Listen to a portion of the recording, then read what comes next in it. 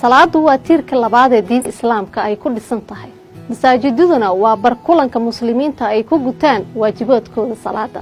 sida aan ka soo xiganay website-ka Al-Bayaan Daily ee laga leeyahay Imaaraadka Carabta, waxaa lagu qiyaasaa masaajidada ku yaala dunida 3.6 milyan oo masjid.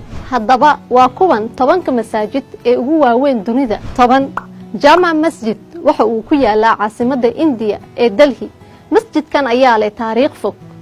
masjidkan ayaa sidoo kale loo yaqaanaa Jahannuma. masjidkan waxaa la dhisay 1656.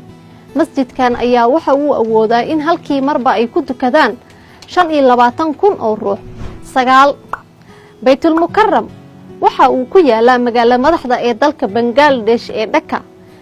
masjidkan waxaa maamula oo gacanta ku haya dawladda. masjidkan waxaa la dhisay 1968. waxa uu leeyahay nashqad cajiib ah, aadna u qurux badan. waxaa ku hareereysan beero waaweyn.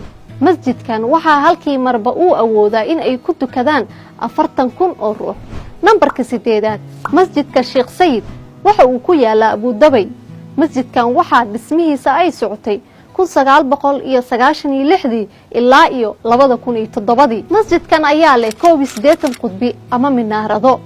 masjidkan waxa uu awoodaa in ay halkii marba ay ku dukadaan 41,000 oo ruux. nambar 7 Badshahi Masjid waxa uu ku yaalaa dalka Pakistan magaalada Lahore.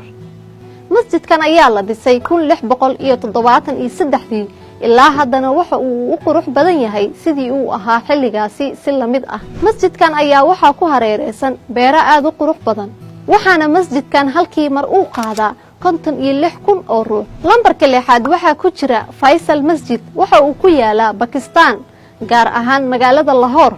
masjidkan ayaa dhismihiisa la dhameystiray 1987, waxaana masjidka galay qarash gaaraya 120 milyan oo dollar. masjidkan ayaa waxa uu awoodaa in uu soo dhaweeyo 100,000 oo ruux. lambar 5 Xasan II Masjid waxa uu ku yaalaa dalka Morocco. masjidkan ayaa la dhameystiray 1993, waxaana ku kacay qarash ka badan 400 oo milyan oo dollar. masjidkan waxaa halkii mar ku dukan kartaa 105,000 oo qof. lambarka 4 waxaa ku jira Istiqbaal Masjid oo ku yaala caasimadda Jakarta ee Indonesia. masjidkan ayaa la dhisay 1978, waxaana ku kacay qarash gaaraya 12 milyan oo dollar. masjidkan ayaa halkii mar waxaa ku dukan kara ilaa 200,000 oo ruux. nambarka 3 waxaa ku jira Imaam Reza Shariin. waxa uu ku yaalaa masjidkan magaalada Mashhad ee dalka Iiraan. masjidkan ayaa la dhisay sanadka markuu ahaa 1818. masjidkan ayaa waxaa iskugu imaan kara halkii mar 500,000 oo ruux. masjidkan waxaa sanad walba celcelis ahaan yimaada 12 milyan oo ruux. kaalinta labaad waxaa ku jira Masjid Al-Nabawi. waxa uu ku yaalaa magaalada Madiina ee dalka Sacuudiga. masjidkan ayaa waxaa dhisay Nabiyullaahi Muhammad sallallahu alayhi wasallam. masjidka Al-Nabawi waxaa halkii mar iskula dukan kartaa 600,000 oo ruux. lambarka 1 waxaa galay Masjidul Haram.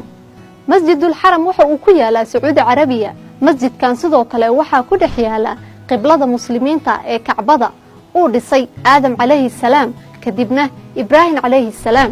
masjidkan ayaa waxaa halkii mar ku dukan karaa 900,000 oo ruux. waa halka ay muslimiinta isugu yimaadaan sanad walba gudashada xajka oo ka mid ah tiirarka islaamka.